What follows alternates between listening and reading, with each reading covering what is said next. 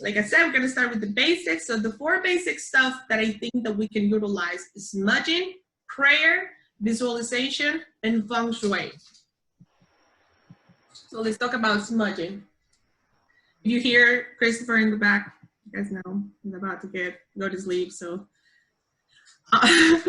so sacred herbs that we can use for smudging: sage, lavender, and I really want to emphasize in lavender. A lot of people don't think about that, and sage can be a little bit harsh for some people that are new. If you want to introduce someone into cleansing, I really recommend sage because I've seen a lot of people have a very, very positive response than with sage. Since it's so strong, sage is kind of like a masculine energy. Some people tend to be a little bit more rejected to it. Cedar, sweetgrass, Palo Santo, which I do want to make the comment that they're cutting a lot of trees of the Palo Santo tree down in Costa Rica. And that's been something that has been brought into my attention. And I haven't bought Palo Santo in a while because I don't really think that we're utilizing it that well. It became really commercial, but that is very much used, right? And copal. Copal has been my favorite lately. It's really like, just very full of a scent, very strong scent, and I really like that. So smudging is one of the ways to energetically cleanse a space to invite positive energy. When smudging a space, you burn a plant. The smoke fills and purifies the environment. As the smoke ascends, our wishes and intentions rise and mingle into the universe, connected heaven, earth, and humanity. So the smoke offerings are found in many traditions, such as Buddhism, Native American, and other spiritual religions. The smoke ceremony creates a transformation and blesses the space and the inhabitant. So there's a little bit of information on what you can use. The ball of sand has been the best thing that I have found to put the sage away, and I didn't know that for a very long time, and I was doing this weird thing of trying to put it off on my little shell, but it was making actually more smoke. In this little graphic, we show the things that we can utilize. So the sand, a candle is much easier to use to light up your sage, or cedar, or sweetgrass, or lavender, whatever you're using. And then you can use a little small container, but I like to use a shell from the beach, which is really helpful, like a big one. And now we're gonna talk about like the rituals that how we can do the cleansing of the home. And before you begin, I wanna emphasize that we gotta take the time to gather our materials with mindfulness when the smoke ritual begins. When you collect the supplies, so practice this with ease. I see a lot of people just grab their stuff and be really fast with it, and then they don't really feel the energy be cleansed. And then they see the difference when you take a little bit of time to gather your energy and center yourself. So I like to keep the ritual materials sacred by using them only for space clearing. So I'm sure you guys all have altars, and that's how I think that this should be utilized. So it gives more of a sacredness to the materials. And allow enough space and time for the ritual so you don't feel rushed. If possible, meditate for at least 5 minutes to calm your mind and heart. Remember that when performing a space clearing, intention is key. Before you start, take some time to contemplate what your wishes are for your home and your family. When you clear the house, there's a vacuum that is created. You want to welcome the intention into the newly created open space. And this is something that I learned, actually, ayahuasca told me this, because I would clear the energy and then I wouldn't feel the energy. Like I'm clearing the energy, but then it's an empty space, and then it's more easy for any energies to be open, for any energies to look and come into our space, you know? So we wanna clear it and also feel it with our love, with our light, with our protection, like really feeling and kind of kind of like set the protection into my space. I'm still in miles and miles around it, and kind of locking the energy in, so there's not so much intervention of other energies that can cause intrusive thoughts, negative feelings at home, issues at home. I've seen that happen where the energy stays open and then other people come to the house, and then all of a sudden we're picking up these energies and we're having arguments for no reason. I don't know if you guys have experienced that you're like picking it up from somebody else. So locking in the energy is really important. I wanted to remind you guys. So for the smudging of the space, now that we have all the tools and preparation in place, we can begin the smudging ritual. We want to start at the front door of the home and light your smudge stick. Then begin to move around the home, and I want you to move mindfully and with care, walking clockwise around the entire perimeter of the home. And that way, when you go clockwise, you're really taking all the energy of your house, and then when you get back to the front door, you throw it out of the front door. Sorry. So you move it around this space like it's called circumambulation, and it's a practice that has been done for centuries in ancient cultures to make a space more sacred. And if it feels okay to you, it's helpful to use a chant or a mantra or prayer. So I like to use Om Mani Padme Hum. It's my favorite mantra, and it's the mantra of compassion, and I utilize it a lot. Or an easy prayer, like I clear my space, or I clear myself with love and light energy. And then to close the ceremony, when you arrive back at the front door, chant your final prayer or mantra, and visualize the entire home is filled with a bright white sunlight. Then speak again your intention one last time to close the smudging ceremony. I feel like the smudging rituals are beautiful technique to clear a space and fill it with all the energy that we want. I actually do it more like 2 or 3 times a day sometimes, because like when I'm really in this COVID situation, when I'm watching other people's stuff and I'm listening to other people's experience and I'm trying to help people process, I gotta burn something, because sometimes it can be a lot to try to help people like transform that energy. So that's really why the guidance came through, to share again or to remind people what we can do with smudging or how we can clear the energies, because I've seen a lot of us that are awakened feeling really tense and really feeling the pressure of the energy, as we were talking, Christina, just but like a lot, and we forget that we have these tools and that we can utilize them daily. So here are 2 little prayers that I really like, that I wanted to share with you guys. Cleanse the space, remove the past. I found my happiness at last. Fill the space with joy and love. Send your blessings from above. That's one of my favorites, and when you repeat them kind of as a mantra, it really, really helps more when you're trying to let go of something or someone that has happened before, and you really want to do it from your heart. And the other one is, into the smoke I release all energies that do not serve me, all negativity that surrounds, and all fears that limit. And that's been one that's really helped one of my friends that have been on the fear mode because of all this thing that has been happening with COVID. So that one was something that has been really helpful for me and for other people. Are we doing good? Yeah? Okay, cool. And so now I want to remind you guys on how to remove negative energy and cleanse your aura. So we want to talk about visualizing your aura. And this is something it's been so helpful to do. I used to not really do a lot of things, and I would like learn about it, but not utilize them in my life. But now I'm like really in the practice. That's why I'm here sharing it with you guys, because it's really been helpful for me.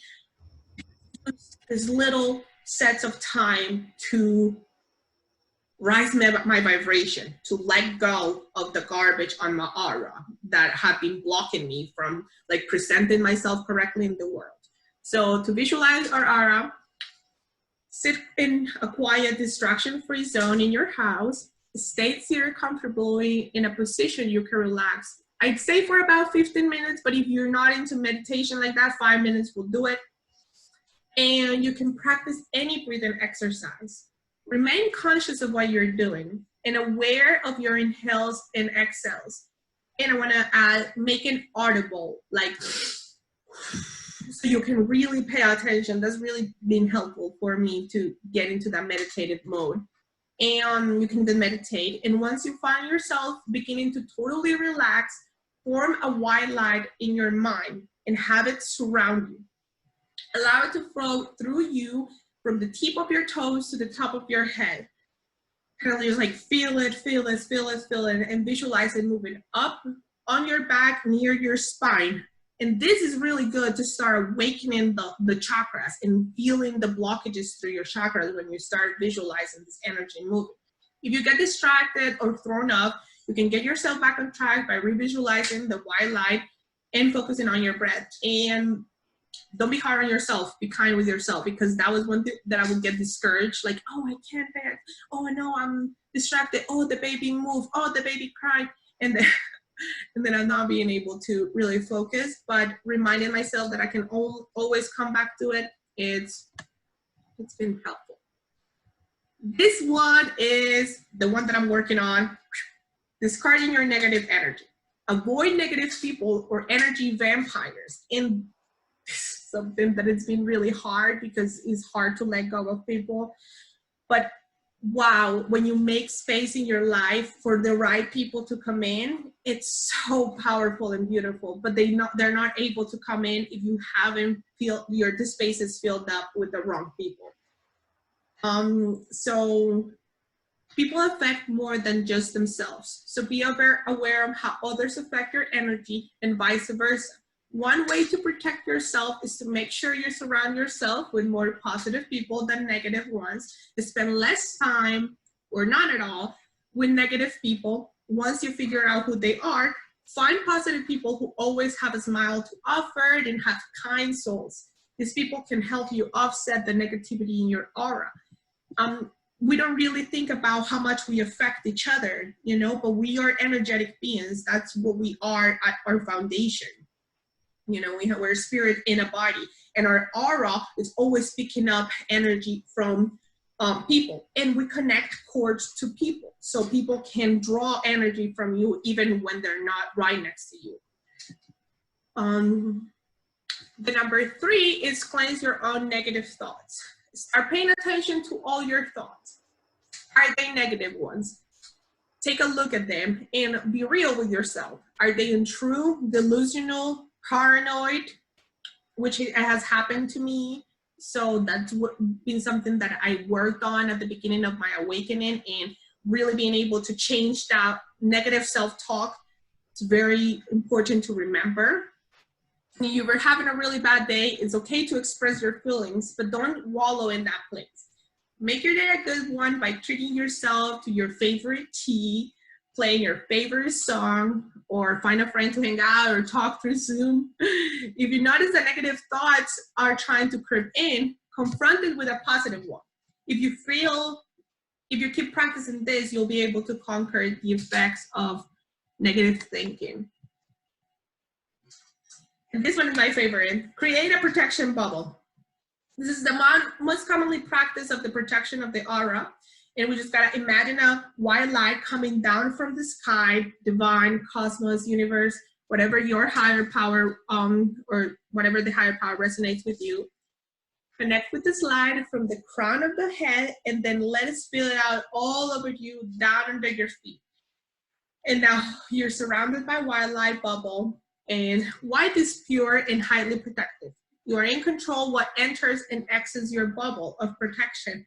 And this is one that I've been utilizing almost daily if I go anywhere, because people are so scared these days, and like I just went to a mini vacation with Chris, there were some people like wearing masks in the middle of the beach and like and just like feeling the space with fear. You can see them kind of moving around, and we're just like feeling the space with the wildlife and holding it in, and then we can be in wherever space we are and be good and happy and not be picking up energies from people.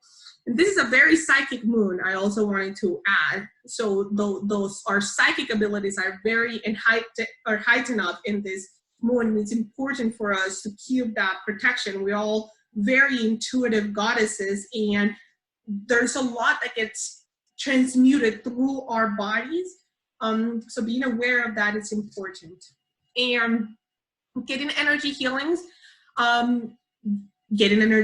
from each other. Sometimes we're not able to like move certain energy from ourselves, and here we're connected with all of us have some kind of healing ability. Christina, Adisa, Miranda is a massage therapist, Yara, we all have different abilities. So we'll be able to help each other in this, because sometimes you just need a realignment.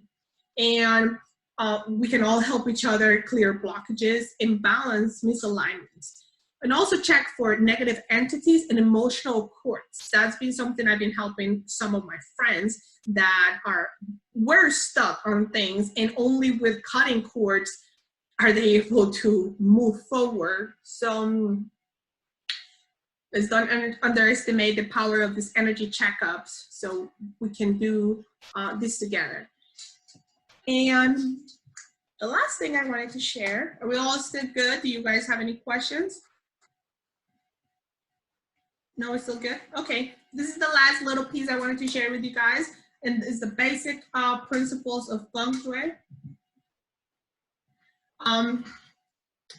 So according to the ancient Chinese art of Feng Shui, it is based on the idea that your living space reflects your life.